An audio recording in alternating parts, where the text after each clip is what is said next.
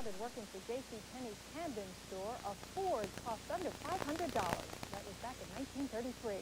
Now at the age of 75, Dillmore is the longest-serving employee in the history of the near-century-old company. And today his co-workers gathered to celebrate, as Eric Luskin reports.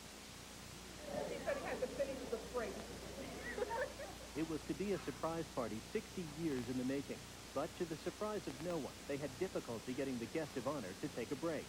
He was a J.C. Penney man all along, and he never wanted to go anywhere else. He was so happy. Do you think right now he's in the dark? Well, I think he is.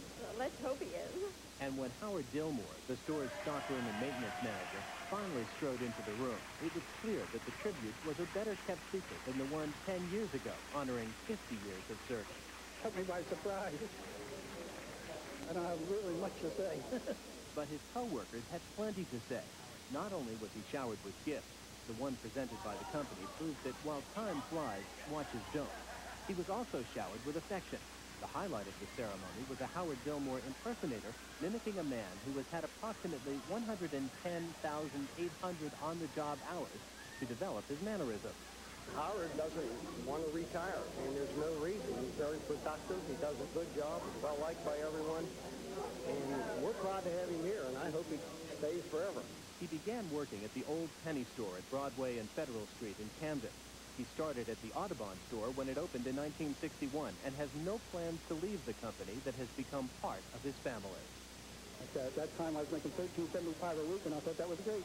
Mr. Dillmore is quick to point out that the J.C. Penney family includes the customers as well as the employees. Like a lot of the customers, you get familiar with the customers, and they're like one big happy family, too. And so many customers are just repeat customers all the time. I'm proud of keeping the store in good shape and looking good. And we have a good reputation right now, having one of the cleanest stores there is. He'll keep working as long as he's able and offers this advice to those of retirement age. Stay working as long as you can. Because really, what can you do when you're at home? Someone asked him the other day when he's going to retire, and he said 3 days before the funeral, so I don't know. Eric Luskin, NJN News, Audubon. You think?